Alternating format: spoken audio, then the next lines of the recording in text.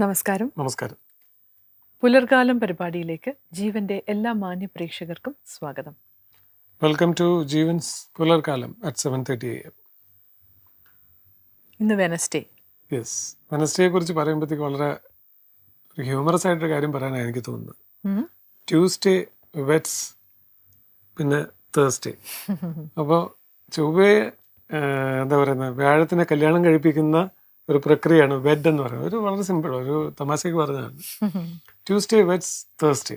ഒരു വെനസ്ഡേ ഒരു വളരെ പുണ്യമായ ഒരു ദിവസമാണ്. എന്ത് കാര്യങ്ങൾക്കും ബുധനാഴ്ച എന്ന് പറയുന്നത് ഏറ്റവും മഹത്കരമായ ദിവസമാണ്. എന്ത് കാര്യങ്ങൾ ചെയ്യണം എന്ന് രാകാലം വരെ നോക്കേണ്ട കാര്യമില്ല. കാരണം ബുധൻ പണ്ട് പറയും, പൊന്ന് കൊടുത്താലും ബുധൻ കിട്ടും. പൊന്ന് കൊടുത്താൽ, അതായത് gold, even if you try, gold കൊടുക്കുന്നതിനേക്കാൾ നല്ലതാണ് ഒരു ബുധനാഴ്ച ഒരു നല്ല കാര്യം ചെയ്യാൻ സാധിക്കുക എന്നുള്ളത്. ഒരു വിദ്യക്കൊക്കെ നല്ലൊരു ദിവസമാണ് ബുധനാഴ്ച. ഒരു നല്ല ദിവസം ആശംസിക്കുന്നു.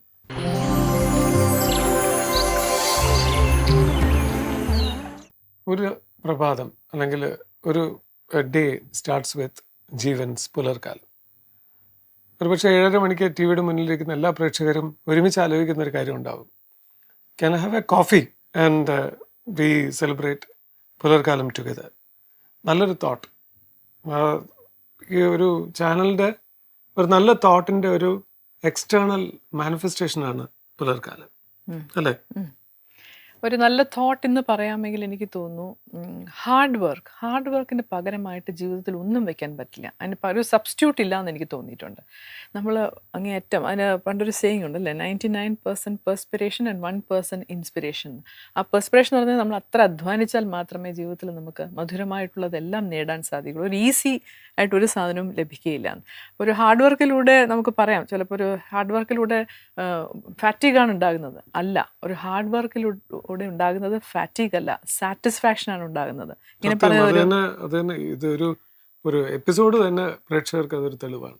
ഒത്തിരി പേരുടെ കഠിനാധ്വാനം, ഒരു ടീ ബോയിന്ന് ഒരു ചീഫ് പ്രൊഡ്യൂസർ ഓഫ് പ്രോഗ്രാംസ് വരെ അഘോരാത്രം വളരെ നന്നായിട്ട് പ്രാക്ടീസ് ചെയ്ത് പ്രയത്നിച്ചാണ് ഒരു എപ്പിസോഡ് നിങ്ങളുടെ മുന്നിലെത്തുന്നത്.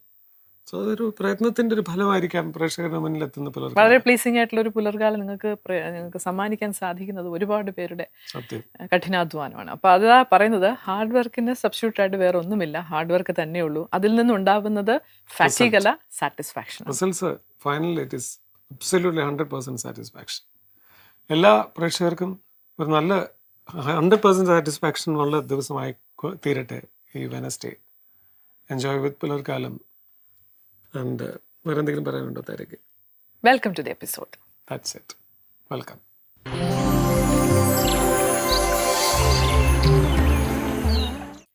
കല പഠിക്കുന്ന ഒരു കാലഘട്ടത്തെക്കുറിച്ച് ആലോചിക്കുകയാണെങ്കിൽ, ആദ്യകാലത്തൊക്കെ കുട്ടികൾ ഗുരുക്കന്മാരുടെ വീട്ടിൽ പോയി ഗുരുകുല വിദ്യാഭ്യാസം എന്ന് പറയുമായിരുന്നു. അവരുടെ വീട്ടിൽ തന്നെ താമസിച്ച് ഗുരുവിന് വീട്ടിലുള്ള അംഗത്തെ പോലെ എല്ലാ കാര്യങ്ങളും ഇടപഴകി ഗുരു പഠിപ്പിക്കുമ്പോൾ പഠിക്കുന്ന ഒരു രീതി. അതിനുശേഷം പിന്നീടുള്ളൊരു കാലഘട്ടം എന്ന് പറയുന്നത് ഒരു സ്ഥാപനത്തിൽ പോയി, ഒരു ഇൻസ്റ്റിറ്റ്യൂഷനിൽ പോയി പഠിക്കുന്നത്. ഇന്ന് ഓൺലൈനിലോട്ട് വന്നില്ല ഞാൻ.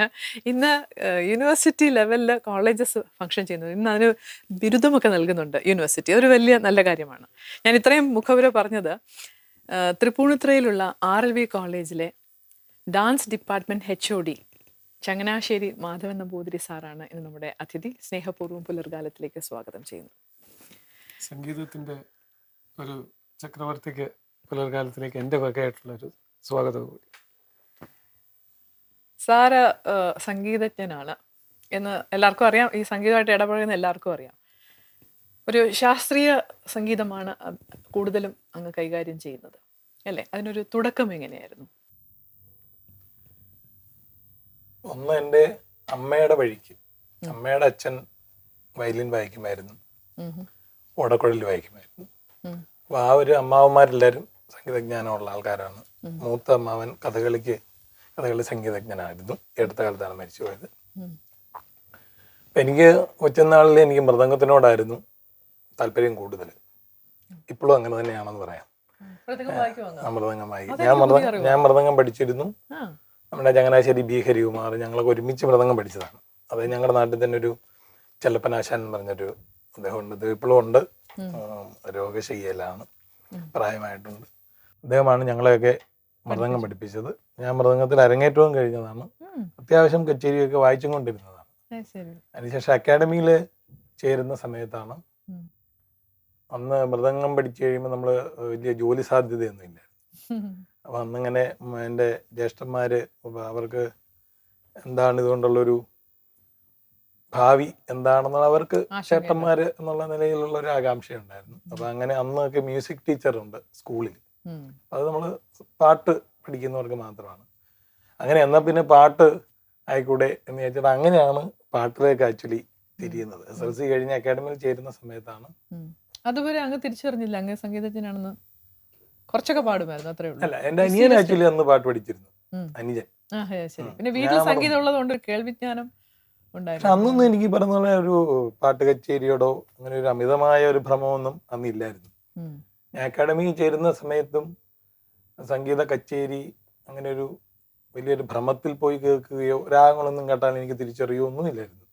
പക്ഷെ അക്കാഡമിയിൽ ചേർന്ന സമയത്ത് നമ്മുടെ കൂട്ടത്തിൽ പഠിക്കുന്നവരൊക്കെ വളരെ കച്ചേരി കേൾക്കുന്നവര് രാഗങ്ങളൊക്കെ പിന്നെ രാഗം എന്നൊക്കെ പറയുമ്പോഴൊക്കെ നമുക്ക് വളരെ ഇതായിരുന്നു, പേടിയായിരുന്നു. എന്ന് പറഞ്ഞാൽ ഇവരൊക്കെ ഇത്രയായി നമുക്ക് ഒരു രാഗം പോലും കേട്ടാ അറിയത്തില്ല, ഇതൊരു ആസ്വാദനം പോലും നമുക്ക് അപ്പോൾ ഉണ്ടായിട്ടില്ല. പക്ഷെ ഒരു 2 വർഷം കൊണ്ട് നമ്മൾ വളരെ പെട്ടെന്ന് അതെല്ലാം മാറി നമുക്കൊരു സംഗീതത്തിന്റെ ഒരു വഴിയിലേക്ക് അറിയാതെ നമ്മൾ വന്നു. ഈ സംഗീതത്തില് ഗുരു ആരായിരുന്നു? ശരിക്കും ഞാൻ പഠിച്ച് ഈ അക്കാഡമി ചേരുന്ന സമയത്ത് അന്ന് നമ്മൾ വർണ്ണം വരെ പഠിച്ചിരിക്കണം അവിടെ ഇന്റർവ്യൂവിന് പോകുമ്പോഴെന്നാണ് എൻ്റെ പ്രോസ്പെക്ടസിൽ പറഞ്ഞിരുന്നത്. അപ്പം ഞാൻ അങ്ങനെ കാര്യമായിട്ട് പഠിച്ചിട്ടില്ല. അപ്പം നമ്മുടെ അടുത്ത് അന്നൊരു തലവടി കൃഷ്ണൻകുട്ടി സാർ എന്ന് പറഞ്ഞ ഒരു സംഗീതജ്ഞൻ ഉണ്ടായിരുന്നു. അദ്ദേഹത്തിൻ്റെ അടുത്താണ് ജസ്റ്റ് തുടങ്ങിയത്. അത് കഴിഞ്ഞ് പിന്നെ ക്ലാസ് നമുക്ക് തുടർന്ന് അദ്ദേഹത്തിൻ്റെ തിരക്ക് കൊണ്ടൊക്കെ പറ്റിയില്ല.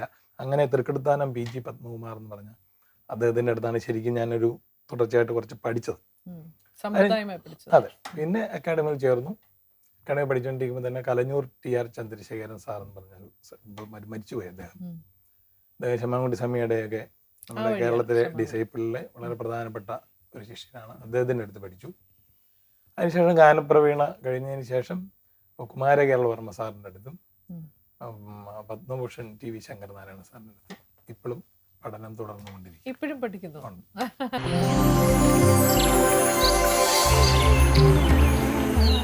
ഇതില് എനിക്ക് ഒരു കൗതുകമായിട്ട് തോന്നിയത്, ഒരു സംഗീതജ്ഞൻ തന്നെയാണ്, മൃദംഗവും വായിക്കും.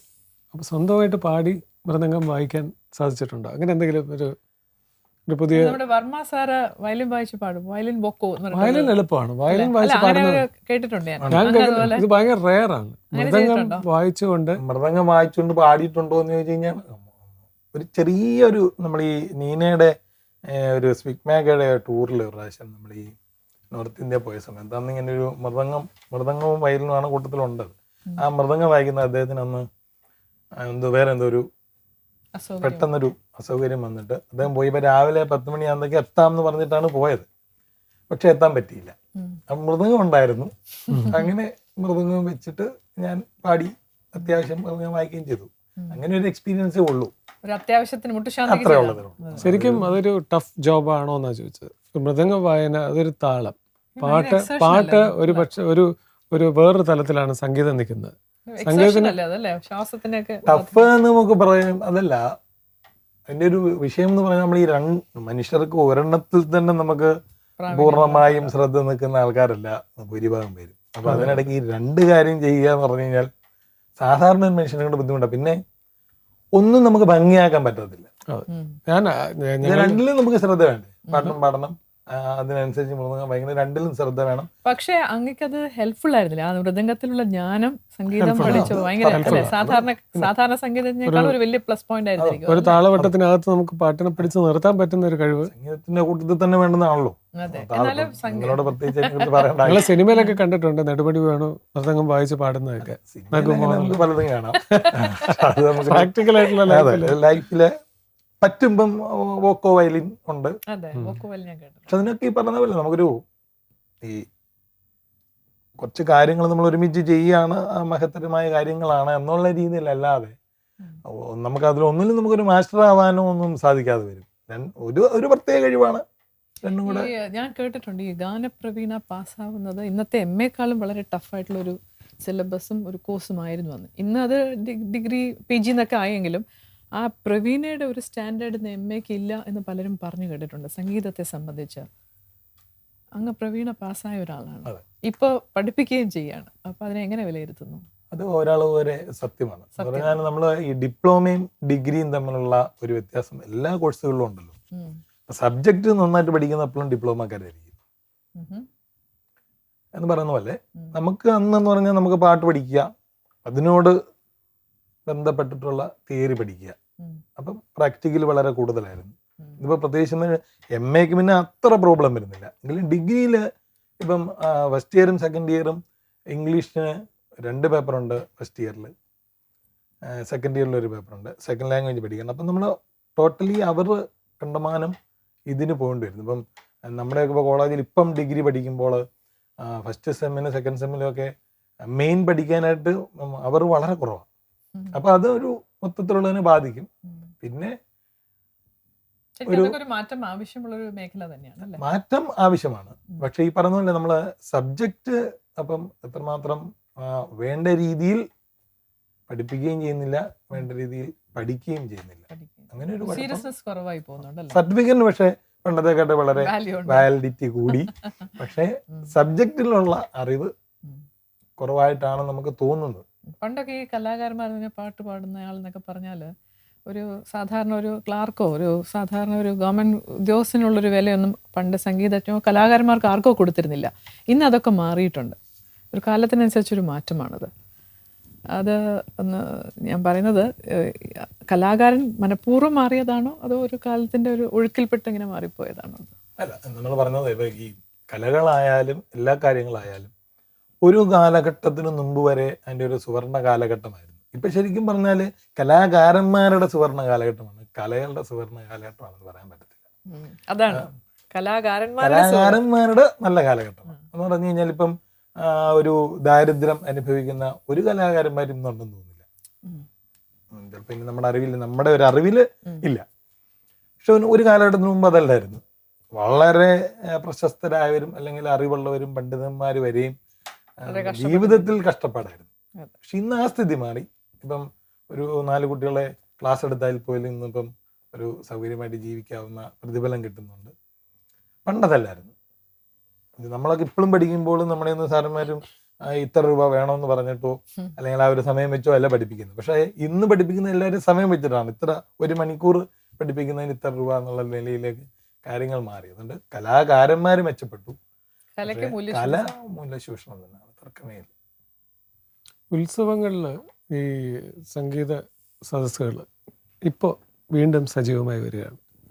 ഒരു കാലയളവ് വരെ ഗാനമേളയ്ക്കും നാടകത്തിനും ഒക്കെ ആയിരുന്നു, മിമിക്രിക്കൊക്കെ ഒരു കാലം. ഇന്ന് ഉത്സവങ്ങൾ വരുമ്പോഴേ കമ്മിറ്റിക്കാർ തീരുമാനിക്കുകയാണ് ഈ അമ്പലത്തിൽ ക്ലാസിക്കൽ മതി. എന്താണ് ഈ 2015 ആകുന്നതോടുകൂടി ആൾക്കാർക്ക് മറ്റത് ബോറടിച്ചു എന്നുള്ളതല്ല, ഇത് മതി എന്ന് തീരുമാനിക്കുന്നതിന് എന്തെങ്കിലും വ്യക്തമായ കാരണങ്ങളുണ്ടോ? അത് ക്ലാസിക്കൽ മതി എന്നൊക്കെ തീരുമാനിക്കുന്നത്. സിനിമാറ്റിക് ഡാൻസ് ഇപ്പോഴും ഉണ്ട്, കാരണം ഫ്യൂഷനായിട്ട് മാറി. ഈ അടുത്ത കാലത്ത് ആറ്റുകാൽ അമ്പലത്തില് സിനിമാറ്റിക് ഡാൻസിനെ ഫ്യൂഷനാക്കി ഫ്യൂഷനിൽ അവതരിപ്പിക്കുന്നുണ്ട്. ഇപ്പൊ ഒരു പുതിയ പേരുണ്ടാക്കി വരും. ഞാൻ ചോദിച്ചത് അതല്ല, ക്ലാസിക്കൽ മാറ്റം എല്ലാ കാലത്തും ഉണ്ടല്ലോ. അമ്പലങ്ങളിൽ പോലും ഇപ്പൊ ഒരു മാറ്റം വന്നു തുടങ്ങി. കാലത്ത് ക്ലാസിക്കൽ ആയിരുന്നു വളരെ പണ്ട് ഉണ്ടായിരുന്നത്, അതിൽ മാറി വീണ്ടും മാറി. പക്ഷെ ഇപ്പൊ ഈ പറയുന്ന പോലെ ക്ലാസിക്കൽ കല മതി എന്ന് പറയുകയും അതിന് ആസ്വാദകർ വരികയും ചെയ്യുന്നുണ്ടോ എന്ന കാര്യത്തിൽ എനിക്ക് സംശയമുണ്ട്. എന്ന് പറഞ്ഞാൽ നമ്മളൊക്കെ നിൽക്കുന്ന ഫീൽഡിൽ നമുക്കൊക്കെ ശരിക്കും പ്രോഗ്രാം വളരെ കുറവായിട്ടൊക്കെ വരുന്നത്. ഒരു 10-15 വർഷം മുമ്പ് വരെ നമ്മുടെ ഇവിടെ ഇപ്പം അമ്പലങ്ങളിലൊക്കെ ഇനിയിപ്പം വാസവൻ സാറൊക്കെ പാടിക്കൊണ്ടിരുന്ന ആ സമയത്തൊക്കെ വാസവൻ സാറിനൊന്നും ഒരു ദിവസം പോലും ഒഴിവില്ലാതെ പാടിക്കൊണ്ടിരുന്ന. അത് കഴിഞ്ഞിട്ട് അതിൻ്റെ ഒരു തൊട്ട് താഴെ നിൽക്കുന്ന നമ്മുടെ മരിച്ചുപോയ വയ്യാങ്കര മധുസൂദനനെ പോലെ എന്നെക്കാട്ടിൽ ഒരു 3 വർഷം സീനിയേഴ്സാണ് അവരൊക്കെ. അന്ന് അവർക്കൊക്കെ തന്നെ കച്ചേരികൾ ധാരാളം ഉണ്ടായിരുന്നു. പക്ഷെ ഇന്ന് എനിക്ക് തോന്നുന്നു ഇപ്പം എൻ്റെ തലമുറയപ്പെടുന്ന സംഗീതജ്ഞർക്ക് ഉത്സവ പരിപാടികൾ വളരെ കുറവായിട്ടാണ് തോന്നുന്നത്. നമ്മളിവിടെ സംഭവിച്ചു പോയൊരു വലിയ പ്രശ്നം, ഉത്സവങ്ങളിൽ ഏതെങ്കിലും രീതിയിൽ നമ്മളൊരു പ്രശസ്തരായവർ, അതായത് ഒരു സിനിമാ നടി കച്ചേരി നടത്തുകയാണെന്നുണ്ടെങ്കിൽ 2 ലക്ഷം രൂപ കൊടുക്കാൻ റെഡിയാണ്. അതേസമയം ആ ഒരു ഫീൽഡിൽ നിൽക്കുന്ന ഒരാൾ, അതിന് വേണ്ടിയിട്ട് ഒരു ജീവിതം സമർപ്പിച്ചിട്ട് ഒരാൾ ഒരു 10,000 രൂപ ചോദിച്ചാൽ കൊടുക്കാൻ ബുദ്ധിമുട്ടാണ്. എല്ലാം പ്രേക്ഷകരാണ് വിധി എഴുതുന്നത്. പ്രേക്ഷകർ കൂടുന്ന ഒരു കാഴ്ചപ്പാട് വരുമ്പോഴാണ് ഡിമാൻഡ് ഓൺ വ്യൂവേഴ്സ്. ആൾക്കാരെ എന്തിനു കൂടുന്നു എന്നുള്ളത് മാത്രമായി ആ ഡിമാൻഡാണ്. ഇപ്പൊ കഥകളിയൊക്കെ അതുപോലെയല്ലേ, ഒരു ജന്മം മുഴുവൻ കഥകളിക്ക് വേണ്ടിയിട്ട് സമർപ്പിച്ച് ഇന്നും ഒരു കഥകളിക്ക് പോകുമ്പോൾ അവർക്ക് കിട്ടുന്ന വളരെ തുച്ഛമായ നേരെ തിരിച്ച് ഞാനൊരു ആളുടെ അടുത്ത് ചോദിച്ചപ്പോൾ അവർ വളരെ വിഷമിച്ച് പറയുന്നത് കഥകളിക്ക് ഫ്രാൻസിലും ജർമ്മനിയിലും അവിടെ ഇവിടെയൊക്കെ അവസരങ്ങളുണ്ട്. ക്ലാസിക്കൽ രൂപങ്ങൾ മൊത്തം ഫോറിൻ കൺട്രിയിലാണ്. ഞങ്ങൾക്ക് എവിടെയെങ്കിലും വേദി വേണ്ടേ? അപ്പൊ ഞങ്ങൾ അമ്പലത്തിലെങ്കിലും ഞങ്ങൾ സിനിമാറ്റിക് ഡാൻസ് കളിക്കണ്ടേ? ഞങ്ങൾ എന്നെ ആര് വിളിക്കും? ഞാൻ പറഞ്ഞത് ഏതെങ്കിലും ഒരു കലാരൂപം മോശമാണെന്നോ അല്ലെങ്കിൽ അതാകാൻ പാടില്ലെന്നോ ഒന്നും എനിക്ക് അഭിപ്രായമില്ല. നമ്മൾ ഓരോ കലകൾക്കും അതിൻ്റെതായ അതിന് അവർ ഓരോരുത്തർ എത്ര സമയം ചെലവഴിക്കുന്നു.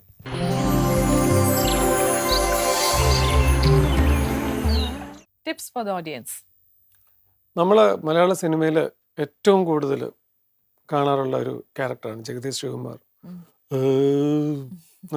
ഒരു ഏമ്പക്കം വരുന്നത്.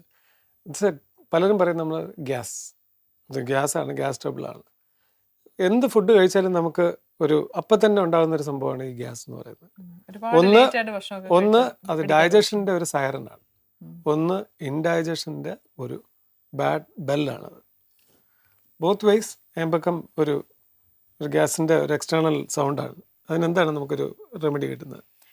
ഒരു പെട്ടെന്ന് ചെയ്യാവുന്നൊരു റെമഡി എന്ന് പറയുന്നത്, ചീനച്ചട്ടി നല്ലപോലെ ചൂടാക്കിയിട്ട് അല്പം നെയ്യ് ഒഴിക്കുക, ചുക്കുപൊടി ഇടുക, ജീരകം ഇടുക, നിറച്ച് കറിവേപ്പില ഇടുക.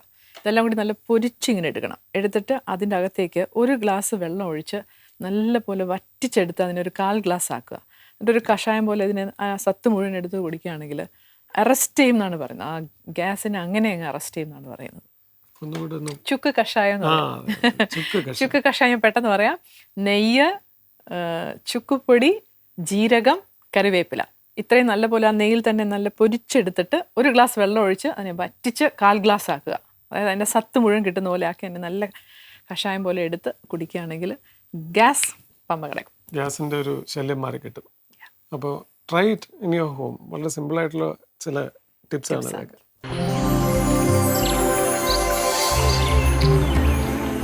അദ്ദേഹം സംഗീതജ്ഞനാണ്. പൊതുവേ സംഗീതക്കാർക്കിടയിൽ ഒരു ഡാൻസിനൊന്ന് പാടുകയോ ഒരു മ്യൂസിക് ചെയ്യുമോ എന്നൊക്കെ പറഞ്ഞാൽ അതൊരു രണ്ടാം പക്ഷമായിട്ട് കാണുന്ന ഒരുപാട് പേരുണ്ട്. പക്ഷെ അങ്ങ് സംഗീത കച്ചേരി നടത്തുന്ന ആളാണ്. അതുപോലെ തന്നെ വളരെ സജീവമായിട്ട് നൃത്തവുമായി ബന്ധപ്പെട്ട് നിൽക്കുന്നു. ഒരുപാട് ആൾക്കാർക്ക് പാടുന്നുണ്ട്, ചിട്ട ചെയ്യുന്നുണ്ട്. അതിൻ്റെ ഒരുപാട് കോൺട്രിബ്യൂഷൻസ് ഉണ്ട് അങ്ങയുടെ ഭാഗത്തു നിന്നും. അപ്പോൾ എന്തുകൊണ്ടാണ് ഈ സാധാരണ ഒരു മ്യൂസീഷ്യൻ, ഒരു സാധാരണ എന്ന് വെച്ചാൽ ഞാൻ ഉദ്ദേശിച്ചത് ഈ കർണാട്ടിക് മാത്രം, സിംഗിങ് മാത്രം, വോക്കൽ മാത്രം കൈകാര്യം ചെയ്യുന്ന ഒരു വ്യക്തി ഒരു ഡാൻസിന് പാടുന്നതിനെ ഒരു രണ്ടാം പക്ഷമായി കരുതുന്നതിൻ്റെ കാരണം എന്തായിരിക്കും? അത് എനിക്ക് തോന്നുന്നത്, ഒന്ന്, എല്ലാ കലാകാരന്മാരും ആഗ്രഹിക്കുന്നത് നമുക്ക് ഒരു പേര്, ഒരു പ്രശസ്തി, മനുഷ്യരാഗ്രഹിക്കുന്നതിനെ പ്രത്യേകിച്ച് കലാകാരന്മാർ ക്ലാസിക്കലിൽ ഒരു ബാക്ക്ഗ്രൗണ്ട് പാടുക. അതെ, അപ്പൊ എല്ലാവരും അതാണ് ആഗ്രഹിക്കുന്നത്. അപ്പം നമ്മൾ ഇപ്പം കഥകളിയിൽ ഒരു സംഗീതജ്ഞൻ എന്ന് പറയുന്നത് അയാൾക്കൊരു മാറ്റി നിർത്തുന്ന ഒരു ഇതല്ല. കഥകളിൽ ഒരു ചെണ്ട, മദ്ദളം, പാട്ടുകാര്, അഭിനയിക്കുന്നവര് എല്ലാവർക്കും തുല്യ പ്രാധാന്യമാണെന്ന് തന്നെ പറയാം. ഇപ്പൊ സ്വല്പം എന്തെങ്കിലും വ്യത്യാസം ഉണ്ടെങ്കിൽ പോലും കഥകളിക്ക് ചെണ്ട കൊട്ടുന്ന ഒരാളെന്ന് പറഞ്ഞാൽ അയാളൊരു മോശം ആയിട്ടുള്ള ഒരാളല്ല. മദ്ദളം അതുപോലെ തന്നെ, പാട്ടും അതുപോലെ തന്നെ. പാട്ടൊക്കെ ശരിക്കും നടന്മാർക്കൊപ്പം തന്നെയാണ് നമ്മൾ പല സംഗീതജ്ഞനെയും കണ്ടിരിക്കുന്നത്, ഇന്നും അങ്ങനെ തന്നെ. പക്ഷെ അതേപോലെ ഒരു പ്രാധാന്യം നമുക്ക് നൃത്തത്തിന് വരുന്നില്ല. എവിടെ ഇപ്പൊ ഞാൻ തന്നെ ഇപ്പൊ നീന പ്രസാദിന്റെ കൂട്ടത്തിലെ ഒരു കഴിഞ്ഞ 20 വർഷമായിട്ട് ഞാൻ സഹകരിച്ചുകൊണ്ടിരിക്കുന്നു. പല കാര്യങ്ങളിലും നമുക്ക് വ്യത്യാസങ്ങൾ ഉണ്ട് എന്നുണ്ടെങ്കിൽ പോലും, കാലത്തിൻ്റെതായ വ്യത്യാസമുണ്ട്, പിന്നെ ആർട്ടിസ്റ്റിൻ്റെതായ വ്യത്യാസമുണ്ട് എങ്കിൽ പോലും പല സ്ഥലങ്ങളിൽ നമുക്ക് ഇന്നും ആ പറയുന്ന ഒരു എന്താ പറയുന്നത്, നമ്മളെ ഉദ്ദേശിക്കുന്ന രീതിയിലുള്ള ഒരു ആദരവ് നമുക്ക് കിട്ടുന്നില്ല പല വേദികളിലും. ചിലത് വേദികളിൽ പോയി കഴിഞ്ഞാൽ ഇവരവിടെ നൃത്തം ചെയ്യുന്നുണ്ട്, നമ്മൾ സൈഡിൽ ഒരു 5-6 ആൾക്കാർ അവിടെ നിന്ന് പാടുകയും വായിക്കുകയും ഒക്കെ ചെയ്യുന്നുണ്ടാവാം. പക്ഷെ ഇത് കഴിഞ്ഞ് കഴിഞ്ഞാൽ ഒരു ഒരു പ്രശംസ പറയുമ്പോൾ ചിലപ്പോൾ ഇവരെ മാത്രമാണ് അവർ കാണുന്നത്. ഇങ്ങനെ കുറച്ചു പേര് അവിടെ നിന്ന് എന്തൊക്കെയോ ചെയ്തിട്ടുണ്ടെന്ന് പോലും ഒരു പരിഗണന, ഇങ്ങനെ ഒരു ഗ്രൂപ്പ് ഉള്ളത് കൊണ്ടാണ് ഒരു നർത്തകിക്ക് വേദിയിൽ പലർക്കും മനസ്സിലാവുന്നില്ല. ഒരു പരിഗണനയാണല്ലോ എല്ലാവരും ആഗ്രഹിക്കുന്നത്. ഒരു വിധത്തിൽ നീനയെ പ്രോത്സാഹിപ്പിക്കാത്ത തരമില്ല. കാരണം ഞാനടക്കമുള്ള ആർട്ടിസ്റ്റുകൾ ഇപ്പോൾ സ്റ്റേജിൽ അവതരിപ്പിക്കുമ്പോൾ ഞങ്ങൾ പക്കമേളക്കാരെ കൊണ്ടുപോകാറില്ല. പല കാരണങ്ങളുണ്ട് അതിൻ്റെ അകത്ത്. പക്ഷെ നീനയെ സംബന്ധിച്ച്, നിങ്ങളെപ്പോലൊരു ഗ്രൂപ്പിനെ 20 വർഷമായി നിങ്ങൾ സഹകരിക്കുന്നു. ആ പിന്നണി പാട്ടുകാരെ ഒപ്പമാണ് അവർ സഞ്ചരിക്കുന്നത്. ഈ ആൾക്കാരെ അംഗീകരിക്കാത്തത് അവരുടെ ഒരു പ്രശ്നമാണെങ്കിൽ കൂടി ആ വിധത്തിൽ അത് അങ്ങനെ ഒരു വ്യത്യാസം വന്നത് എനിക്ക് തോന്നുന്നു പലപ്പോഴും ഒരു ഗ്രൂപ്പിനെ സെറ്റ് ചെയ്ത് ഞാനടക്കമുള്ള ആർട്ടിസ്റ്റുകൾ ഒരു പക്കമേളക്കാരെ കൂടെ കൊണ്ടുപോകാത്തതിനൊരു പല കാരണങ്ങളുണ്ടാവും അല്ലേ? ഒരു മ്യൂസീഷ്യൻ എന്ന നിലയ്ക്ക് അങ്ങേക്കും കൂടി അത് പറയാൻ കഴിയുമെന്ന് തോന്നുന്നു എനിക്ക്. അല്ല, അതാണ് ഞാൻ പറഞ്ഞത്. ഈ പണ്ട് കാലത്ത് നമ്മൾ സംഗീതജ്ഞരും നൃത്തം കൈകാര്യം ചെയ്യുന്നവരുമായിട്ട് ഒരു നല്ല ഒരു ബന്ധമുണ്ടായിരുന്നു. ഒരു ഗ്രൂപ്പ് ഉണ്ടായിരുന്നു. അതുതന്നെയാണ് നമ്മൾ കച്ചേരികൾ കേൾക്കാൻ പോവുക, അവര് നൃത്തം കാണാൻ വരിക, അപ്പം നമ്മൾ ചില സജഷൻസ് അങ്ങോട്ടും ഇങ്ങോട്ടും കൈമാറുക, അങ്ങനെ ഒരു ആരോഗ്യകരമായ ഒരു ബന്ധം ഉണ്ടായിരുന്നു എന്നാണ് പറഞ്ഞു കേട്ടിരിക്കുന്നത്. പക്ഷെ ഇന്ന് അങ്ങനെ ഒരു ബന്ധം ഇല്ല എന്ന് തന്നെ പറയേണ്ടി വരും. എന്ന് വെച്ചാൽ ഒരു കച്ചേരി സദസ്സിൽ നമ്മൾ അതങ്ങനെ നർത്തകിമാർ വന്ന് കച്ചേരി കേൾക്കുവോ, ആസ്വദിക്കുവോ, എന്തെങ്കിലും ഒരു അഭിപ്രായം പറയുകയോ ചെയ്യുന്നത് കാണുന്നില്ല. അതുപോലെ തന്നെ തിരിച്ചു ഒരു നല്ല ഒരു നർത്തകി നൃത്തം ചെയ്യുന്നു, അവിടെ ഒരു സംഗീതജ്ഞര് കാണാൻ വരിക, അവരുടേതായ എന്തെങ്കിലും ഒരു അഭിപ്രായങ്ങൾ പറയുക, ആസ്വാദനം അങ്ങോട്ടും ഇങ്ങോട്ടും ഇല്ലാന്ന് തോന്നുന്നു. അപ്പൊ അങ്ങനെ ഒരു ബന്ധമില്ലല്ലോ. സംഗീതജ്ഞരെന്ന് പറഞ്ഞാൽ അവരൊരു ഗ്രൂപ്പായിട്ട് നിൽക്കുന്നു, നർത്തകിമാരെന്ന് പറഞ്ഞാൽ അവർ വേറൊരു ഗ്രൂപ്പായിട്ട് നിൽക്കുന്നു. ഈ നർത്തകിമാർക്ക് ആവശ്യമുള്ളപ്പോൾ അവരാരെയെങ്കിലും വിളിക്കുന്നു, ഒരു സഹകരണം പോയി അല്ലേ, അതാണെന്ന് എനിക്ക് തോന്നുന്നു. അങ്ങനെ ഒരു കൂട്ടായ്മ ഉണ്ടെങ്കിൽ ഈ പറഞ്ഞ പോലെ നമുക്ക് ഒത്തിരി ആരോഗ്യപരമായ ഒത്തിരി കാര്യങ്ങൾ ചെയ്യാൻ പറ്റും. ഇപ്പൊ നിങ്ങൾക്ക് തന്നെ ഇപ്പൊ പുതുതായിട്ടൊരു കാര്യം ചെയ്യണം, നിങ്ങൾക്കൊരു ഇന്നിപ്പോ ഈ മേഖലയിലുള്ള അല്ലെങ്കിൽ നമ്മുടെ അടുത്തൊക്കെ ഉള്ള സംഗീതജ്ഞരുമായിട്ടൊക്കെ നമുക്കൊരു നല്ല ഒരു ബന്ധമുണ്ടെങ്കിൽ നമുക്ക് അവരോട് സജഷൻസ് ചോദിക്കാം, എന്തെങ്കിലും കമ്പോസ് ചെയ്യണമെങ്കിൽ അവരെ സമീപിക്കാം, അവർക്ക് അവരുടേതായ ഒരു സജഷൻസ് നിങ്ങളോട് പറയാം. അതൊന്നും നമുക്ക് സംഭവിക്കുന്നില്ല. കഴിഞ്ഞ ദിവസം നമ്മുടെ റിഗാച്ചയിലെ ഗിരിജ ടീച്ചർ എന്നോട് പറഞ്ഞു, താര നമ്മുടെ ഈ ഡാൻസേഴ്സിന് ഇടയ്ക്കുള്ള ഈ സ്പർദ്ധ എന്ന് പറയുന്നത് ആസ് എ ടീച്ചർ അവരെന്നോട് പറഞ്ഞു ഒരിക്കലും സഹിക്കാൻ പറ്റാത്തതാണ്. ഒരു ടീച്ചറിന്റെ സ്റ്റുഡൻസ് വേറെ എവിടെയെങ്കിലും പോയി ഒന്ന് കളിക്കുകയോ സംസാരിക്കുകയോ ചെയ്ത ഒരു ലോകോത്തര വലിയ വിഷയമായിട്ട് മാറ്റുകയും ആ ഒരു സങ്കുചിത മനോഭാവം സാറ് പറഞ്ഞ പോലെ ഒന്ന് മാറിയാൽ കുറച്ചുകൂടി ഒരു കൂട്ടായ്മയും കുറച്ചുകൂടി നല്ല കാര്യങ്ങളൊക്കെ അതിൻ്റെ അകത്തുനിന്ന് ഉടലെടുക്കുന്നത് എനിക്ക് തോന്നുന്നു അല്ലേ. ഒരുപാട് ക്രിയേറ്റിവിറ്റി ചെയ്തിട്ടുള്ളത് നീനയുടെ ഒട്ടുമിക്ക എല്ലാ കോമ്പോസിഷൻസും സാറ് തന്നെയാണ് പാടിയിട്ടുള്ളത്. എനിക്ക് ചോദിക്കാനുള്ളത്, എനിക്ക് ആ കമ്പോസിങ്ങിന്റെ ലെവൽ വന്നപ്പോൾ ഞാൻ ഇത്രയും നേരം ഞാൻ വാചാലിനല്ലാതെ നിന്ന് ഒരു ക്ലാസിക്കൽ നർത്തകിക്ക് ഒരു പാട്ടുകാരനെ കാണുമ്പോൾ ഉണ്ടാകുന്ന ഒരു അഭിനിവേശം അത് സംസാരിച്ച് തീർക്കട്ടെ. ഞാൻ അതിന്റെ നർമ്മഭാവത്തിലേക്ക് വരികയാണ്. കലോത്സവങ്ങളിൽ ബെല്ലടിക്കുമ്പോൾ judges please note code number 507, judges please note on the stage 507 എന്ന് പറഞ്ഞ് തുറക്കുന്ന കാലയളവിൽ സ്കൂളിൽ പഠിച്ച് വളർന്നു വന്നവരാണ് നമ്മൾ. താങ്കളുടെ പാട്ടുകൾ പലതും ക്ലാസിക്കൽ സ്റ്റേജിൽ നൃത്തം ചെയ്ത് സമ്മാനം വാങ്ങിച്ചിട്ടുണ്ടെന്നറിഞ്ഞു. കമ്പോസിഷനിൽ ഏതെങ്കിലും ഒരെണ്ണം മനസ്സിനകത്ത് ഓർമ്മ വരുന്ന ഒരു വരി നമുക്ക് വേണ്ടി പാടാൻ പറ്റുമോ? അതുപോലെ ഭരതനാട്യത്തിനോ മോഹിനിയാട്ടത്തിനോ കുച്ചിപ്പുടിക്കോ? ഞാൻ പ്രധാനമായിട്ടും കമ്പോസ് ചെയ്തിട്ടുള്ളതെല്ലാം മോഹിനിയാട്ട. പ്രത്യേകിച്ച് നീനയ്ക്ക് ചൊൽക്കെട്ട്, ദിദിസ്വരം, വർണ്ണം, തില്ലന, അല്ലാതെയുള്ള ഇനങ്ങൾ അതാണ് ചെയ്തിട്ടുണ്ട്, എല്ലാം ചെയ്തിട്ടുണ്ട്. അപ്പം കോമ്പറ്റീഷന് വേണ്ടി നമ്മൾ നേരത്തെ കുച്ചിപ്പുടിയൊക്കെ ചെയ്തിട്ടുണ്ട്. അതിലൊരു കുച്ചിപ്പുടി തന്നെ ഒരു നന്ദാത്മജം നന്ദാന്ന് തുടങ്ങുന്നൊരു ഹംസധ്വനി തുടങ്ങുന്ന ഒരു കുച്ചിപ്പുടി. അത് നമ്മൾ അന്ന് കളിച്ചപ്പോൾ അതിന് ഫസ്റ്റ് പ്രൈസ് ഒക്കെ കിട്ടിയിട്ടുള്ളതാണ്. വേറെ ഒത്തിരി പേര് എടുത്ത് ചെയ്തിട്ടുള്ളതാണ്. പിന്നെ മോഹിനിയാട്ടം കഴിഞ്ഞാൽ പിന്നെ കുച്ചിപ്പുടിയാണ് ചെയ്തിട്ടുള്ളത്.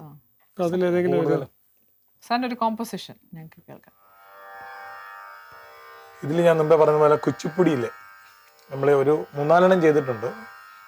അതിൽ എനിക്ക് തോന്നുന്നത് വളരെ കുറേ പ്രാവശ്യം പ്രൈസ് ഒക്കെ കിട്ടിയിട്ടുള്ളതാണ്. അതിൻ്റെ ഒരു ആദ്യത്തെ 2 ലൈൻ ഞാൻ പറഞ്ഞു, നമ്മൾ നാരായണ തീർത്ഥരുടെ തന്നെ തരംഗത്തി എന്നുള്ളതാണ്.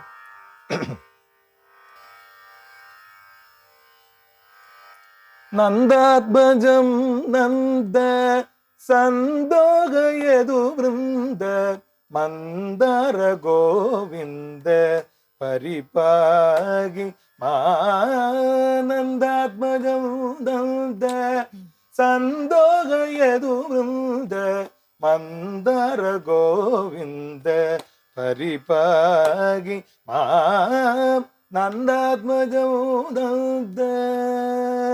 ഇങ്ങനെയാണ് ആ കുച്ചിപ്പുടി തുടങ്ങുന്നത്.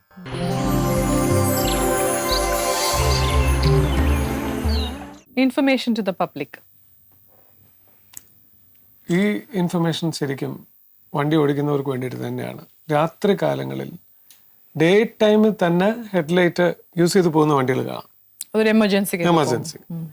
നൈറ്റിൽ ഓഫ് കോഴ്സ് ഞാൻ എപ്പോഴും ഡ്രൈവ് ചെയ്യുന്ന സമയത്ത് കാണുന്നത് ഒറ്റക്കണ്ണ്, ഒരു സൈറ്റ് അടിച്ച ഒരു വണ്ടിയാണ്. ഇങ്ങനെ ഒരു കണ്ണ് അടിച്ച് ഒരു കണ്ണ് മാത്രം ബ്രൈറ്റ് ആയിട്ട്. It's completely A violation. 2 ലൈറ്റും വളരെ കൃത്യമായിട്ട് പ്രവർത്തിക്കുക. ഹൈ ബീമും ലോ ബീമും വേണം. അത് കറക്റ്റ് സമയത്ത് യൂസേജ്, അതിൻ്റെ കറക്റ്റ് രീതിയിൽ ഡ്രൈവേഴ്സ് അതിനെ പാലിച്ചു പോകുന്നതാണ് ഒരു ബെസ്റ്റ് ഡ്രൈവിംഗ് എന്ന് പറയുന്നത്. പക്ഷേ ഇവിടെ ഇപ്പോൾ നമ്മളുടെ ഒരു തീം എന്താണ്? അതായത് നമ്മൾ ഈ മാസം മുഴുവൻ നമ്മൾ സംസാരിക്കുന്നത് ട്രാഫിക് റൂൾസിനെ കുറിച്ചാണ്.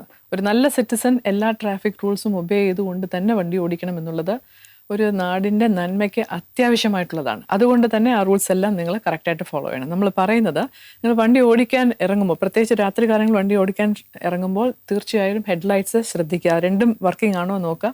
അല്ലാത്ത പക്ഷം അത് റോഡിൽ ഒരുപാട് ആക്സിഡൻറ്റ്സ് ഉണ്ടാകാൻ സാധ്യതയുണ്ട്. ഹെഡ്ലൈറ്റ് മാത്രമല്ല, right indicator, left indicator, dim bright, wipers, horn എല്ലാം വേണം. ഒരു വണ്ടി ഓടിക്കുമ്പോഴത്തേക്ക് തീർച്ചയായിട്ടും നമ്മൾ ഓരോ ദിവസം ഓരോ ടിപ്സായിട്ട് നിങ്ങൾക്ക് പറയുന്നേ ഉള്ളൂ. ഇന്ന് നമ്മൾ സ്പെസിഫൈ ചെയ്ത് പറയുന്നത് ഹെഡ്ലൈറ്റ്സ് തീർച്ചയായും രാത്രി കാലങ്ങളിൽ വണ്ടികൾ അത്യാവശ്യമാണ്. പ്രവർത്തിച്ച് നല്ലപോലെ യൂസ് ചെയ്ത് ഓടിക്കണം. അതിന്റെ വയലേഷൻ 100 രൂപ ഫൈനാണ് നിങ്ങൾക്ക് ഉണ്ടാവുന്നത്. ഞാൻ നേരത്തെ പല എപ്പിസോഡിലും ഞാൻ പറയാൻ ശ്രമിച്ചത് 100 രൂപയുടെ ഫൈനല്ലേ ഉള്ളൂ എന്നുള്ളതല്ല. ഈ ഫൈൻ ഈ റൂൾ പാലിക്കാൻ വേണ്ടിയിട്ടുള്ളതാണ്. It's not a question of 100 rupees. It's a question of integrity of all the people to obey the rules and regulations.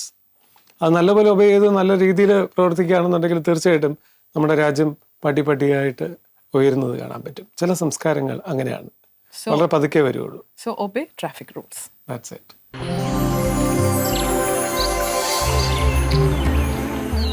ഞാൻ കൂടുതൽ ചെയ്തിരിക്കുന്നത് മോഹിനിയാട്ടത്തിലാണ്. മോഹിനിയാട്ടത്തിൽ തന്നെ നമ്മൾ പ്രധാനമായിട്ടെന്ന് പറഞ്ഞാൽ ചൊൽക്കെട്ടുകൾ.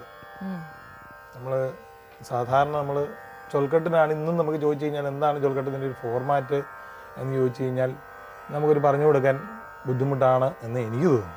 എന്താണ് ചൊൽക്കെട്ട്, എങ്ങനെ ഇരിക്കും, എന്താണ് എൻ്റെ ഒരു രൂപം എന്ന് ചോദിച്ചു കഴിഞ്ഞാൽ നമ്മൾ ചൊല്ലുകൾ കൊണ്ട് മാലയായിട്ട് കെട്ടുന്നു എന്നൊക്കെ വേണമെങ്കിൽ പറയാമെന്നുള്ളതല്ലാതെ എങ്ങനെ അതൊരു ചൊൽക്കെട്ടിന് എങ്ങനെ നമ്മളൊരു രൂപം എന്ന് പറയും എന്ന് എനിക്ക് തോന്നുന്നില്ല. ഇപ്പോഴും നമുക്കിന് കൃത്യമായൊരു നിർവചനം നൽകാൻ സാധിക്കുമെന്ന് തോന്നുന്നില്ല. അപ്പം അങ്ങനെ നമ്മൾ കുറേ ചൊൽക്കെട്ടുകൾ, അതായത് നമ്മൾ പല, ഇപ്പം പ്രത്യേകിച്ച് നമ്മുടെ കർണാടക സംഗീത താള പദ്ധതികളെ അടിസ്ഥാനമാക്കി അടതാളം, മിശ്ര, മറ്റ്യം, അതുപോലെ ഇപ്പം നമ്മൾ ലേറ്റസ്റ്റായിട്ട് ഇപ്പം ചെയ്ത്, അത് നമ്മൾ വേദിയിൽ ചെയ്തിട്ടില്ല, 2 നടകളിലായിട്ട്, അതായത് ആദ്യ താളത്തിൽ തന്നെ ആദ്യത്തെ 4 ഇത് ചതുരശ്ര ഗതിയും പിന്നീട് വരുന്ന 4 തിശ്ര ഗതിയുമായിട്ട് അങ്ങനെ ഇപ്പോൾ ഒരെണ്ണം നമ്മൾ ചെയ്ത് വെച്ചിട്ടുണ്ട്. അപ്പം നമ്മൾ കൂടുതലും പരീക്ഷണങ്ങൾ നടത്തിക്കൊണ്ടിരിക്കുന്നത് ചൊൽക്കെട്ടുകളിലാണ്. പിന്നെ വർണ്ണം ആദ്യമായിട്ട് ഞാൻ കമ്പോസ് ചെയ്തത് നമ്മുടെ കലാമണ്ഡലം സുഗന്ധി ടീച്ചർ വിളിച്ചിട്ട്, അന്ന് നമ്മുടെ മരിച്ചുപോയ നമ്മുടെ കഥകളി സംഗീതജ്ഞൻ വളരെ പ്രശസ്തനായിട്ടുള്ള ഹൈദരാലി മാഷ് ഉണ്ടായിരുന്നു അവിടെ. അദ്ദേഹം ആക്ച്വലി ഈ നമ്മുടെ ഉഷ ചിത്രലേഖ ബാണയുദ്ധത്തിലെ ആ ഒരു പദം വ്യത്യാസമായ എന്നിട്ട് അത് ഒരു വർണ്ണം ആയിട്ട് ചെയ്തിരുന്നു. അതൊരു നവരാഗ മാലിക ഫോർമാറ്റിലാണ് അദ്ദേഹം ചെയ്തിരുന്നത്. അപ്പം അന്ന് ഇത് പ്രധാനമായിട്ടും നമ്മളൊരു കോമ്പറ്റീഷൻ ലക്ഷ്യം വെച്ചുകൊണ്ടാണ് ചെയ്തത്. അപ്പോൾ അതൊരു ടീച്ചർക്ക് വന്നതിനകത്തൊരു കാര്യം വളരെ ഭംഗിയായിട്ടുണ്ടെങ്കിൽ നമ്മൾ ഈ പർപ്പസ് കോമ്പറ്റീഷൻ ആയതുകൊണ്ട് അത് അത്രമാത്രം ഒരു ക്ലിക്കാവും എന്നൊരു സംശയം വന്നു. അങ്ങനെ ഞാനും അവിടെ ചെന്നിരുന്നു. അങ്ങനെ അത് പിന്നെ ചാരികേശി രാഗത്തിൽ മാത്രമായിട്ട് ഞാൻ കമ്പോസ് ചെയ്തു. അതാണ് ആദ്യം നമ്മൾ കമ്പോസ് ചെയ്ത വർണ്ണം. അതൊരു ചാരുകേശി രാഗത്തിൽ ആണ് ചെയ്തിരിക്കുന്നത്. അതിപ്പോൾ നമ്മൾ ഒട്ടനവധി വേദികൾ ചെയ്യുന്നുണ്ട്. ആ ഒരു കോമ്പറ്റീഷൻ്റെ ഫോർമാറ്റിൽ നിന്ന് മാറി അത് കുറച്ചുകൂടെ അല്ല, രാഗമാലികയല്ല, ഫുൾ ചാരികേശി രാഗത്തിൽ മാത്രം. ഞങ്ങൾക്കൊന്ന് കേൾക്കായിരുന്നു.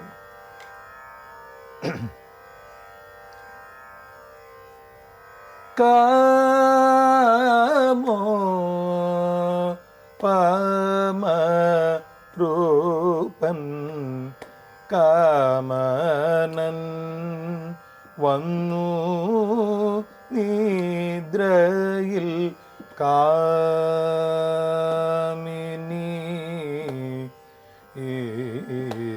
മമ സവിധേ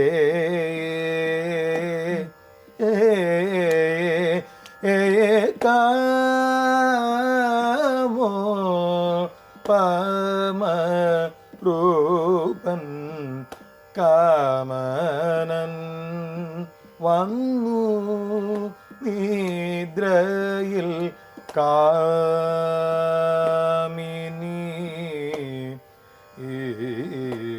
മാമ സവിധേ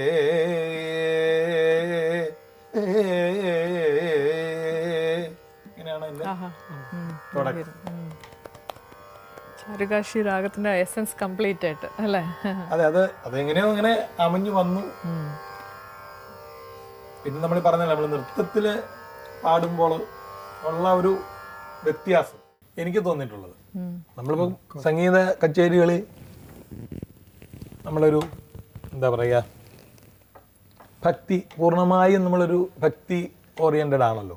നമ്മുടെ ക്ലാസിക്കൽ കലകളല്ലാതെ പ്രത്യേകിച്ച് നമ്മുടെ സംഗീത കച്ചേരികൾ, അല്ലാതെ അതിനകത്തൊരു ശോകരസം അല്ലെങ്കിൽ കരുണരസം, അനുകമ്പ, ഭയാനകം, ഇങ്ങനെയുള്ള രസങ്ങൾക്കൊന്നും സാധാരണഗതിയിലൊരു അവസരം നമുക്ക് ലഭിക്കാറില്ല സംഗീത കച്ചേരികളിൽ. അല്ല, സംഗീതജ്ഞർ കൊടുക്കാറില്ല എന്ന് പറയുന്നതായിരിക്കും. അല്ല, സംഗീത കച്ചേരികളിൽ ഒരു നമ്മളെ ഒരു ഫോർമാറ്റിൽ തന്നെയുള്ള സാധനങ്ങൾ, രാഗങ്ങൾക്ക് മാത്രം ഒരു ഇമ്പോർട്ടൻസ്. രാഗങ്ങൾ അതല്ല, എല്ലാം ഭക്തിപരമായിട്ടുള്ള കൃതികളല്ലേ നമ്മൾ പാടാറുള്ളത്. പിന്നെ തനിയാവർത്തനത്തിന് ശേഷം ഒരു പദം അല്ലെങ്കിൽ ഒരു ജാവിളി, ഒരു തില്ലാന, അതൊക്കെ നമ്മൾ ഇതിൽ നിന്നൊരു വ്യത്യാസമായിട്ട് എന്ന് പറയാനുള്ളൂ.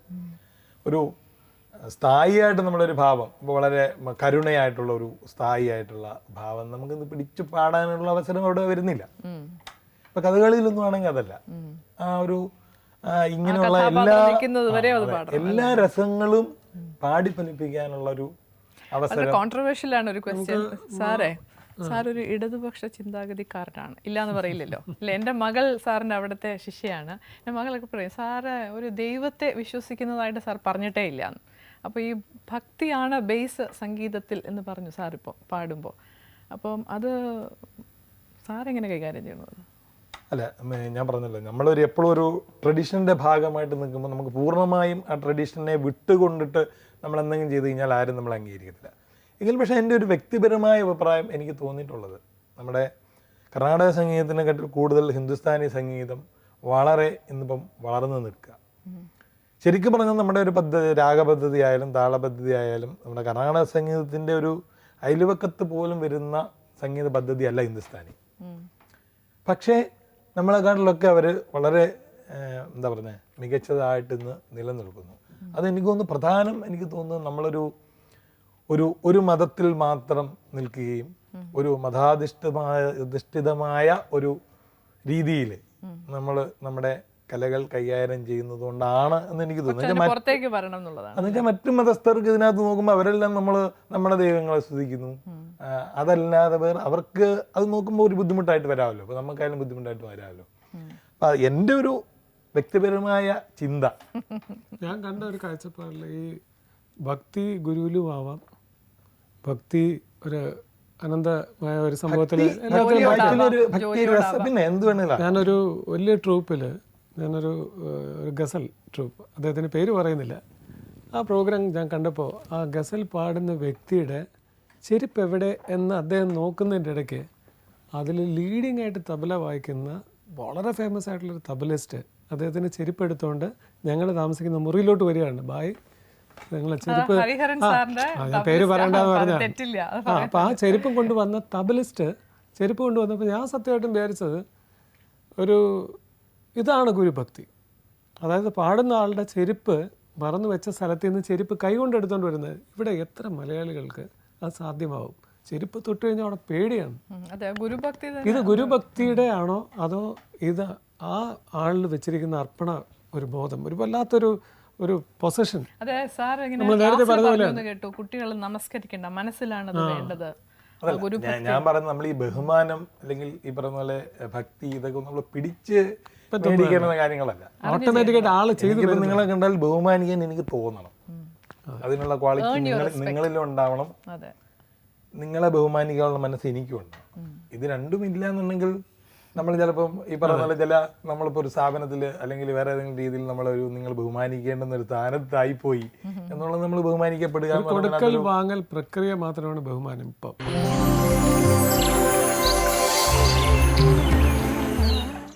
അവാർഡ്സിനെ കുറിച്ചൊക്കെ പറയാം. എനിക്കങ്ങനെ വലിയ അവാർഡുകളൊന്നും കിട്ടിയിട്ടുള്ള ഒരാളല്ല ഞാൻ. എന്ന് വെച്ചാൽ എനിക്ക് എൻ്റെ വ്യക്തിപരമായ ഏറ്റവും വലിയൊരു എന്താ പറയുന്നത് ഇഷ്ടം എന്ന് പറയുന്നത് നമുക്ക് ഈ അർഹം അല്ലാത്തതൊന്നും നമ്മളിലേക്ക് വരാതിരിക്കട്ടെ എന്നുള്ളതാണ്. അതൊരു ഭാരമാണല്ലേ? അല്ല, അത് ശരിയല്ലേ. നമുക്ക് അർഹമായത് നമ്മൾ വന്നില്ലെങ്കിൽ പോലും നമ്മൾ വിഷമിക്കേണ്ട ആവശ്യമില്ല. പക്ഷേ അർഹമല്ലാത്തത് എന്തെങ്കിലും നമ്മളിലേക്ക് വന്നു കഴിഞ്ഞാൽ വലിയൊരു ബുദ്ധിമുട്ടാണ് അത് കൊണ്ടു നടക്കാൻ പാടാണ്. അത് പിന്നെ ഇപ്പം നമ്മൾ കർണാടക മ്യൂസീഷ്യനായിട്ടിരിക്കുന്നു, നമുക്കൊരു സിനിമാ സംഗീതത്തിന് അവാർഡ് കിട്ടിപ്പോയെന്നുണ്ടെങ്കിൽ നമ്മൾ കഷ്ടപ്പാടായില്ലേ. അത്ര കഷ്ടപ്പാടാണോ സിനിമാ സംഗീതം? അതല്ല ഞാൻ പറഞ്ഞത്. നമ്മൾ സിനിമ മ്യൂസിക്കിലുള്ള ആളല്ല. പിന്നെ അത് നമ്മൾ ഈ പറഞ്ഞ ഒരു അവാർഡിന് വേണ്ടി ശ്രമിച്ചു, നമുക്ക് കിട്ടിയത് ക്ലാസിക്കൽ മ്യൂസിക്കിൽ വേറെ 2 ആൾക്കാരായിപ്പോയി. അതുകൊണ്ട് എന്താ പിന്നെ സിനിമ മ്യൂസിക്കിൽ അല്ലെങ്കിൽ നാടക മ്യൂസിക്കിൽ കൊടുത്തേക്കാമെന്ന് വിചാരിച്ചു കഴിഞ്ഞാൽ കൊടുത്താൽ കിട്ടിയാൽ എന്ത് ചെയ്യും നമ്മൾ?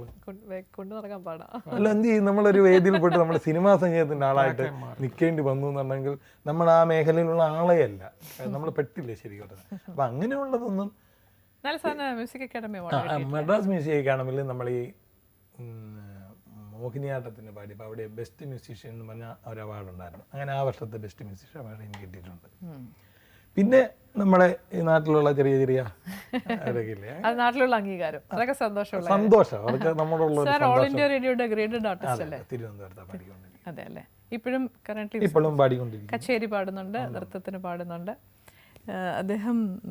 നമ്മുടെ ആ കാര്യം നമ്മൾ സംസാരിച്ചതേ ഇല്ല. RV കോളേജിലെ ഒരു ഡിപ്പാർട്ട്മെന്റ് മേധാവി കൂടിയാണ്. നല്ലൊരു തെറ്റിദ്ധരിക്കും. നമ്മൾ സംഗീതജ്ഞൻ എന്ന് പറയുക, നമ്മൾ ഡാൻസ് മേധാവി എന്ന് പറയുമ്പോഴും കേൾക്കുന്നവർ കൺഫ്യൂഷൻ ഉണ്ടാവാം. അത് എന്താ പറയുക, ഞാൻ നമ്മുടെ അവിടെ PSC ഇപ്പം ഭരതനാട്യം ഡിപ്പാർട്ട്മെന്റിലും മോഹിനിയാട്ടം ഡിപ്പാർട്ട്മെന്റിലൊന്നും ആരും ഇത് ഇപ്പോൾ ഇല്ല, നിലവിലില്ല. ക്വാളിഫൈഡ് ആയിട്ടുള്ള ആൾക്കാർ അല്ല, പോസ്റ്റിങ്ങിലില്ല. ക്വാളിഫൈഡ് ആയിട്ടില്ലാത്തതിൻ്റെ അല്ല, പോസ്റ്റിംഗ് നടക്കുന്നില്ല. ഇപ്പം വിളിച്ചിട്ടുണ്ട്, ഇനി വരുമായിരിക്കാം. ഇപ്പം ഞാനും എൻ്റെ കൂട്ടത്തിലുള്ള നമ്മുടെ പനമറ്റം മധുസാറും ഞങ്ങൾ രണ്ടുപേരും PSC അപ്പോയിൻമെൻറ്റ് കിട്ടി വന്ന സമയത്ത്, ഞാൻ ചോദിക്കുന്നത് 2001. ആ സമയത്ത് അന്നുണ്ടായിരുന്ന രാധാമണി ടീച്ചർ ആ വർഷം റിട്ടയർഡായി. പിന്നെ ഒരു ലളിത ടീച്ചർ മാത്രമായിരുന്നു പെർമനൻ്റ് ആയിട്ടുണ്ടായിരുന്നത്. ടീച്ചറും 2005 2006 റിട്ടയറായി. അപ്പം അതിനുശേഷം പിന്നെ PSC ഹാൻഡ്സ് ആരും ഇല്ല, പെർമനൻറ്റ് സ്റ്റാഫ് ആരും ഇല്ലാത്തത് കൊണ്ട് പിന്നെ ഉള്ളതിൽ ഞാനായിരുന്നു അവിടെ ഉള്ളത് സീനിയർ. അങ്ങനെ വളരെ മനോഹരമായി ഭംഗിയായി തന്നെയാണ് ആ ജോലി നിർവഹിക്കുന്നതെന്ന് ആ കോളേജിൽ എല്ലാവരും പറയും. അല്ല, എന്ന് പറഞ്ഞാൽ നമ്മൾ ഏത് ജോലി ചെയ്താലും ഭംഗിയായിട്ട് ചെയ്യണം എന്നാണ് നമ്മുടെ ആഗ്രഹം. എല്ലാം നമ്മൾ ആഗ്രഹിക്കും. ഇപ്പം എനിക്ക് ആഗ്രഹിച്ചൊരു ജോലിയാണെന്ന് വെച്ചാൽ തീർച്ചയായിട്ടും ഞാൻ ആഗ്രഹിച്ച ജോലിയല്ല. എനിക്ക് ജോലിയെ തന്നെ ഇഷ്ടമുള്ള ഒരാളല്ലായിരുന്നു. ഈ ജോലി കിട്ടി, നമ്മളെ കൊണ്ട് ചെയ്യാവുന്ന പോലെ ഭംഗിയായിട്ടത് ചെയ്യാൻ നമ്മൾ ശ്രമിക്കുന്നു. അത്രമാത്രം ഭംഗിയാവുന്നുണ്ടെന്ന്. പബ്ലിക്കിന് വേണ്ടിയിട്ട് ഒരു ചോദ്യം ചോദിച്ചുകൊണ്ട് നമ്മളുടെ ഈ സൗഹൃദ സംഭാഷണത്തിലേക്ക് നമുക്ക് വിരാമം ഇടാം. ഇതെങ്ങനെ ഒരു എക്സ്പ്രഷൻ പാട്ടിന് എല്ലാം കേട്ടിട്ടുണ്ട്, പാട്ടിൻ്റെ എക്സ്പ്രഷൻ പോരാ, അല്ലെങ്കിൽ എക്സ്പ്രഷൻ. ഞാൻ കണ്ട നാൾ മുതൽ യേശുദാസ് പാടുന്ന കച്ചേരി കേൾക്കാൻ ഒരുപാട് ആൾക്കാർ എത്തുന്നു. യേശുദാസിൻ്റെതായിട്ടുള്ളൊരു എക്സ്പ്രഷനുണ്ട്. പക്ഷെ ഇനി പറയുന്നത് ചില ക്ലാസിക്കൽ സിംഗേഴ്സ് മുഖം കൊണ്ട് ഭയങ്കരമായിട്ട് ഗോഷ്ടിയും കൈ കൊണ്ട് പകുതിയോളം നമ്മുടെ ഈ ലിറിക്സ് വെളി വരുന്നില്ല. അതായത് ആരെയും പിൻ പോയിന്റ് ചെയ്ത് പറയാനായിട്ടല്ല, പാമരനായ ഒരു ജനത്തിന് പാട്ട് വളരെ ഹൃദ്യമായിട്ട് കേൾക്കണം എന്ന് ആഗ്രഹിക്കുന്ന ഒരാൾക്ക്, ഇപ്പം ഒരു ഫോർ എക്സാമ്പിൾ ദേവരാജ മാസ്റ്ററിൻ്റെ പാട്ടുകളൊക്കെ വളരെ ഹിറ്റായിട്ടുള്ള പാട്ടുകളുണ്ട്. താമസം എന്തേ വരുക എന്നുള്ള പാട്ട്, അങ്ങനെ എന്തെങ്കിലും അങ്ങനെ പാടുന്നതും താമസം എന്തേ വരുവാൻ പ്രാണസഖി എല്ലാം ക്ലിയറായി നിൻ്റെ മുന്നിൽ. ഈ ഒരു എക്സ്പ്രഷൻ ശരിക്കും പറഞ്ഞാൽ ഒരു സംഗീതജ്ഞൻ എന്നുള്ള നിലയ്ക്ക് താങ്കൾ ഇനി അങ്ങോട്ട് പോകുമ്പോഴത്തേക്ക് ഇതിൻ്റെ എക്സ്പ്രഷൻസിന് എങ്ങനെ ഇമ്പോർട്ടൻസ് കൊടുക്കും?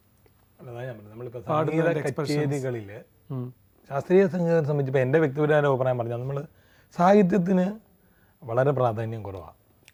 അല്ല, അല്ലെങ്കിൽ പിന്നെ നമ്മൾ ഈ തെലുങ്ക് കൃതികളൊക്കെ നമ്മളിവിടെ ഇത്രയും പ്രചാരം, ഇപ്പൊ പക്കാല നിലപാടി എന്ന് പറഞ്ഞാൽ ഈ കേൾക്കാൻ പറ്റുന്ന എത്ര എണ്ണത്തിന് അറിയാം ഇതിന്റെ അർത്ഥം എന്താണെന്ന് പാടുന്ന ആർക്കും അറിയത്തില്ല. അപ്പൊ നമ്മൾ അതിന്റെ ഒരു സംഗീത വശം മാത്രമാണ് കൂടുതലായിട്ടും ആസ്വദിക്കപ്പെടുന്നത്. ഇന്നും അങ്ങനെ തന്നെ, എല്ലാ കാലവും അങ്ങനെ തന്നെ ആയിരിക്കുകയും ചെയ്യും. ലിറിക്സിന് വലിയൊരു ഇമ്പോർട്ടൻസ് ഇല്ല.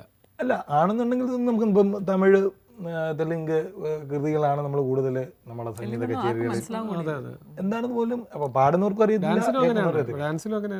അതെ, അപ്പൊ നമ്മൾ എപ്പോഴും സംഗീതത്തിന് മാത്രം നമ്മൾ നോക്കി പറയുമ്പോൾ സംഗീതത്തിന് മാത്രമാണ് ഇമ്പോർട്ടൻസ്. അതുകൊണ്ടാണ് നമ്മൾ ഈ ഇപ്പം ഹിന്ദുസ്ഥാനി മ്യൂസിക് കേട്ട് ഞാനത് എന്ത് സാഹിത്യം അവിടെ ഇവിടെ ഓരോ അക്ഷരം എന്താണ് അവർ പറയുന്നത് പോലും പലപ്പോഴും നമുക്ക് മനസ്സിലാവില്ല. സംഗീതത്തിന് മാത്രമാണ് അവിടെ ഇമ്പോർട്ടൻസ്. അതേസമയം നമ്മുടെ ഫിലിം മ്യൂസിക്കോ ലൈറ്റ് മ്യൂസിക്കിലൊക്കെ വരുമ്പോൾ അതല്ല, അതിൻ്റെ വരികൾ കൂടെ വളരെ പ്രാധാന്യം വരുന്നുണ്ട്. അപ്പോൾ ആ വരികൾ കൂടെ മനസ്സിലാവുന്നില്ല എന്നുണ്ടെങ്കിൽ എൻ്റെ ആസ്വാദ്യതയെ അത് ബാധിക്കും. ക്ലാസിക്കലിൽ അങ്ങനെയില്ല, അതാണ് അങ്ങനെ ഇല്ലാന്ന് തന്നെയല്ലേ നമുക്ക് എൻ്റെ അനുഭവത്തിൽ അങ്ങനെയാണ് തോന്നുന്നത്, അനുമാനിക്കാം എന്നുള്ളതാണ്. അങ്ങനെ പിന്നെ വളരെ സന്തോഷം. വളരെ ഹൃദ്യമായി ഞങ്ങളോട് സംസാരിച്ച് സാറിൻ്റെ വിലയേറിയ സമയം ഞങ്ങൾക്കും പുലർകാലത്തിൻ്റെ പ്രേക്ഷകർക്കും വേണ്ടി ചിലവാക്കി. വളരെ സന്തോഷം. Thank you. എനിക്ക് വളരെയധികം സന്തോഷം. സന്തോഷം.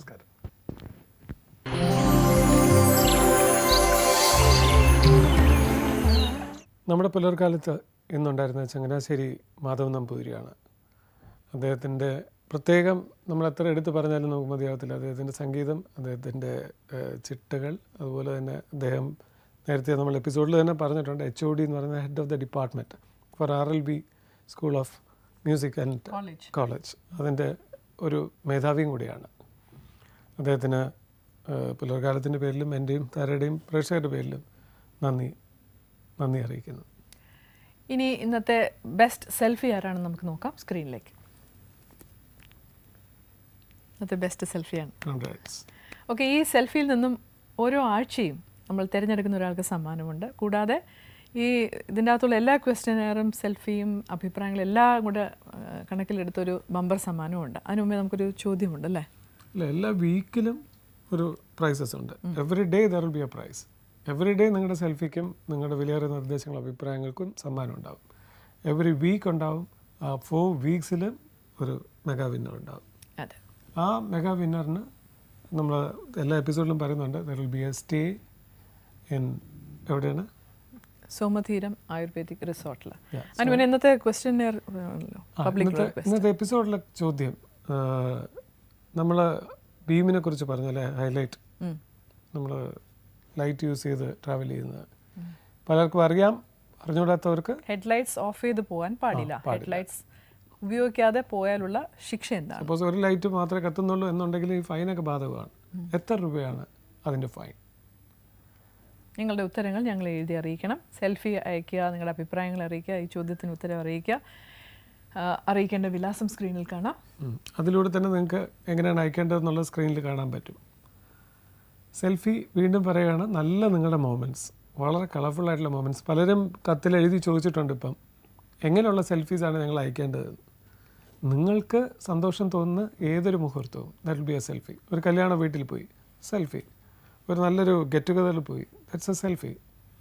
ഒരു സ്കൂളിലേക്ക് ഒരു കുട്ടിയെ പറഞ്ഞയക്കുന്നു, നിങ്ങൾ കാണുന്നൊരു ഇറ്റ്സ് എ ഗുഡ് സെൽഫി. അപ്പോൾ സെൽഫിക്ക് ഇങ്ങനെ പ്രത്യേക നിബന്ധനകളൊന്നുമില്ല. സഭ്യമായ കാണാൻ സാധിക്കുന്ന ഒരു മത്സരത്തിന് പങ്കെടുക്കാനുള്ള ആവേശത്തോടുകൂടി അയക്കുന്ന ഒരു നല്ല സെൽഫി.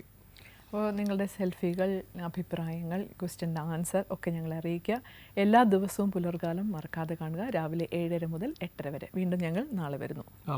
നാളത്തെ പുലർകാലം രാവിലെ വീണ്ടും 7:30 കാണാൻ മറക്കരുത്. നന്ദി, നമസ്കാരം.